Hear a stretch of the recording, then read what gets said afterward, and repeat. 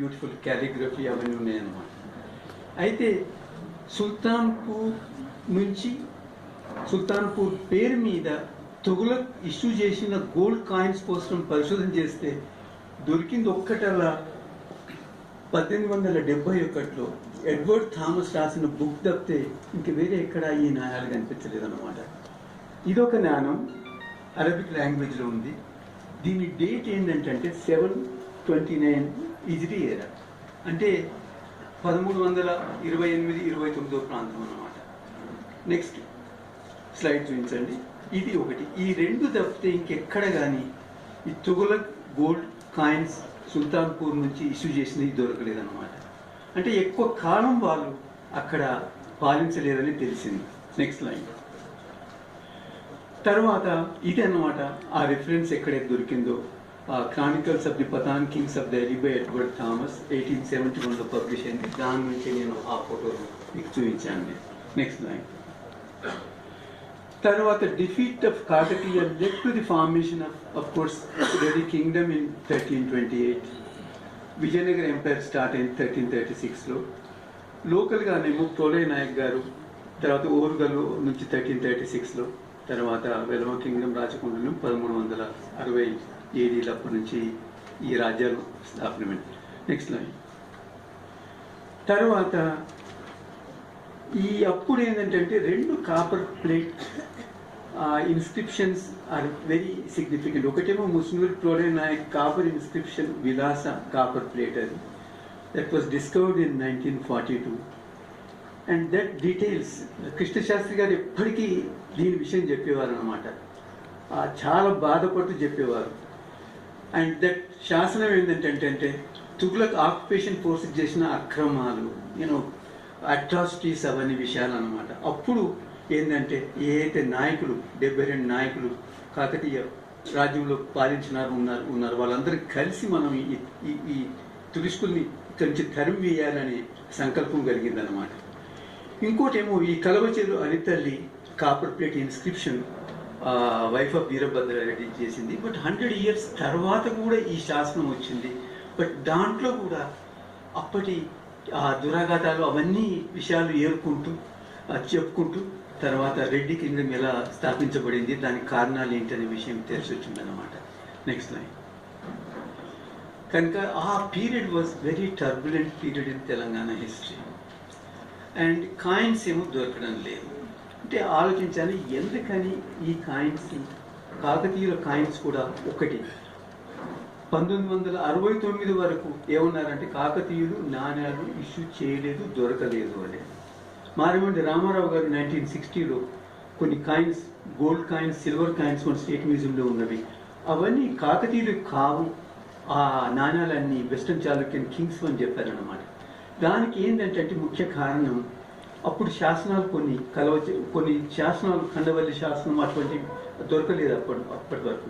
ఆ శాసనాల ఆధారంగా అప్పుడు తెలిసింది ఏంటి అంటే దాయ గజ కేసరి వరహ సింబల్ ఉన్న నాణ్యాలు ప్రతాప రుద్రునిది అని, రాయ గజ కేసరి నాణ్యాలేమో రుద్రమ దేవి అని. కనుక ఈ శాసనాలు దొరికినంత వరకు మనకు ఈ విషయం తెలియలేదు. ఇప్పుడు నేను వెతికితే సుమారుగా 1600 గోల్డ్ అండ్ సిల్వర్ కాయిన్స్ ఉన్నాయి. మరి కాపర్ కాయిన్స్ లేవు. గోల్డ్ కాయిన్స్ ఎలా ఉన్నాయంటే గోల్డ్ ఏమో మనం హోల్డ్ చేస్తాం కదా, కనుక్కొని దొరికినాయి.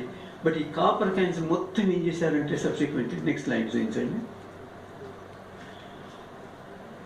ఈ బహమనీస్ అంతా ఏం చేసి ఉండాలా, ఈ మొత్తం కాపర్ కాయిన్స్ ఆఫ్ కాకతీస్ అన్ని కరగబెట్టి వాళ్ళ నాణ్యాలు చేసుకున్నారు.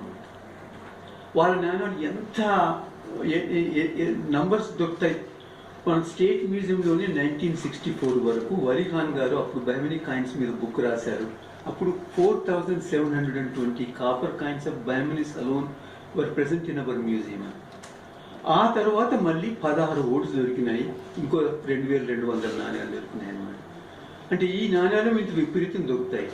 30-40 వేల శాతమానం నాణ్యాలు నేను చూశాను, మిగతా అన్ని వాళ్ళు. బట్ ఈ కాకతీయ నాణ్యాలకు వచ్చే వరకు మాత్రం ఈ బహమనీస్ అవన్నిటిని చేశారు కనుక ఒక్క కాపర్ కాయిన్ దొరకడం లేదు. ఈ 1600 నాణ్యాలు ఏంటంటే కోర్ట్స్లో దొరికిన సిల్వర్ అండ్ గోల్డ్ కాయిన్స్ ఇవన్నీ పీపుల్ హోల్డ్ చేసినవి, ఆ హోల్డ్స్ బయటకు వచ్చినాయి, ఆ స్టేట్ మ్యూజియంకి వచ్చినాయి కనుకనే ఇవి ఈ నాణ్యాల విషయం తెలిసేస్తుంది అన్నమాట. Next line.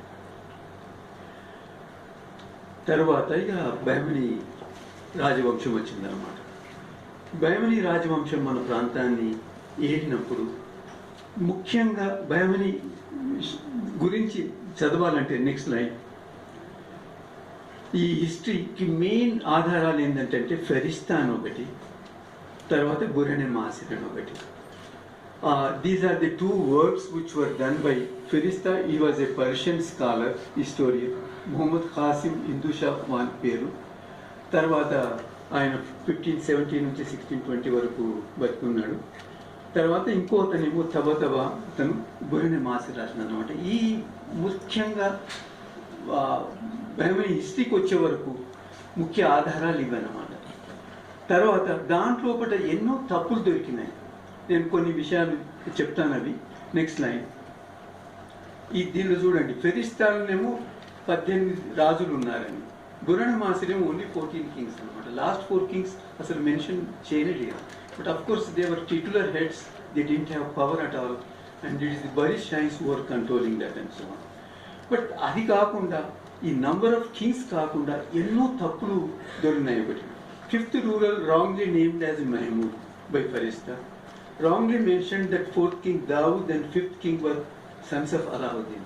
ఈ తప్పులు ఉన్నాయని మనకి ఎలా తెలిసి వచ్చింది అంటే, ఈ బహమనీ కింగ్స్ ఏం చేసేవారు అంటే రాజు పేరు కాకుండా తండ్రి పేరు కూడా రాసుకునేవారు అనమాట. దాంతో మనకు ఈ తప్పుదారు ఉన్నాయని తెలిసి వచ్చినాయి అనమాట. Next line.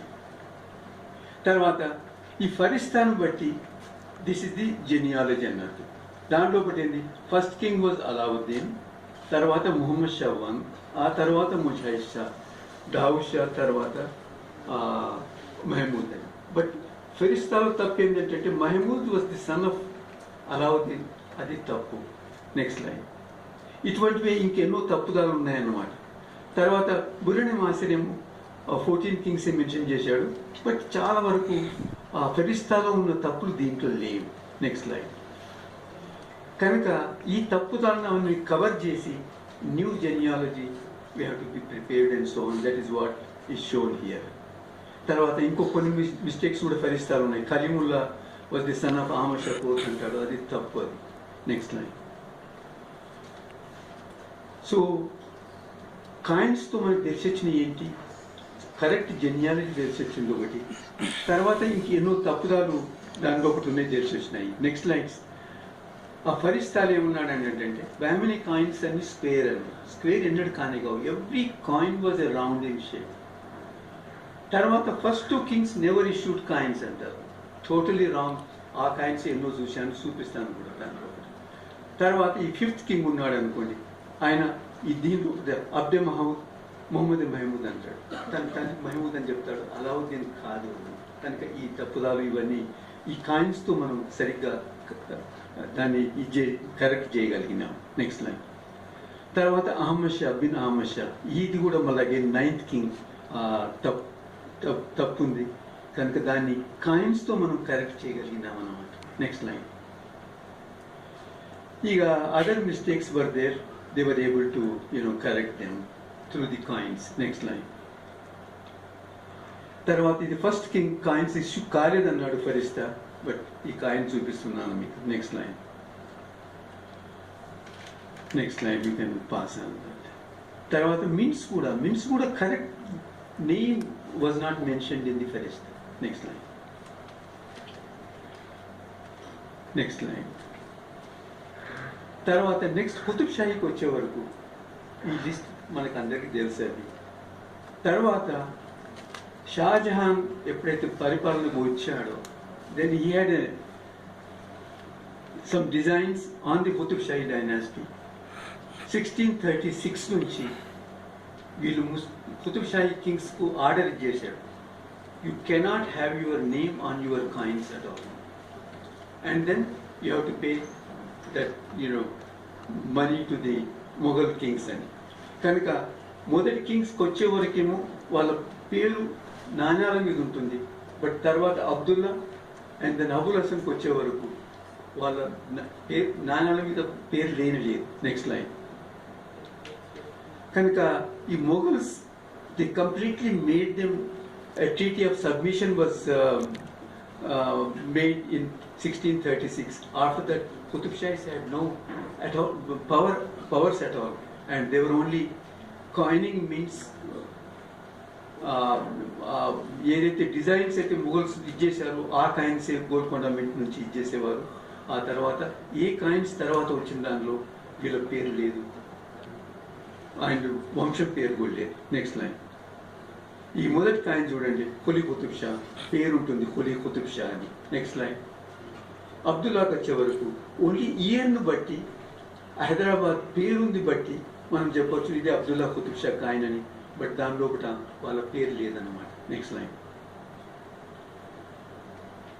ఇక తర్వాత 1687 తర్వాత మన ప్రాంతాన్ని మొఘల్స్ రూల్ చేశారు. ఇప్పుడు 1707 వరకు ఔరంగజేబ్ డైరెక్ట్ రూల్ చేశాడు. ఆ తర్వాతనేమో కాంబక్ష్, షా ఆలం వన్, జహాందర్ షా, ఫారూక్ షియార్, షాజహాన్ టూ, వీళ్ళందరూ మన ప్రాంతాన్ని ఏలిన మొఘల్ రాజులు అనమాట. Directly Telangana was under the control of the Mughal rulers. Next నైట్స్ కొన్ని ఫోటో చూపిస్తాను. ఇదేమో ఔరంగజేబ్ది గోల్కొండ మింట్ నుంచి ఇష్యూ చేసిన కాయిన్ అనమాట, ఈ ప్రాంతాన్ని పాలించినాడని దానికి. నెక్స్ట్ లైన్, తర్వాత కొన్ని కాంబక్ష్ కొంతకాలం వెళ్ళినాడు, hardly 1 year, but Hyderabad mint నుంచి ఇష్యూ చేసిన కాయిన్. నెక్స్ట్ లైన్, తర్వాత జహాందర్ షా కూడా hardly he ruled for short while, but he issued coins. Next line, Farooq Shah and another Mughal king who ruled for a few years, and then he issued coins from this thing. Next slide. కనుక ఆ తర్వాత ఆసఫ్జాహీ dynasty వచ్చింది. ఈ ముస్లిం Kings ఏం చేసేవారంటే, ఇప్పుడు మీరు John కాంబక్ష్ అవన్నీ చూపించారు, కొత్త కాలం ఏలినా కానీ ప్రతి Muslim ruler would issue coins అన్నమాట. They will do 2 things. King కాగానే first he will issue coin. Second thing, Friday prayers, his name will be read, khutbah antaru. Kanaka ee Asafjahis వచ్చే వరకు first 5 kings never issued coins in their names at all. They never called themselves as independent kings at all.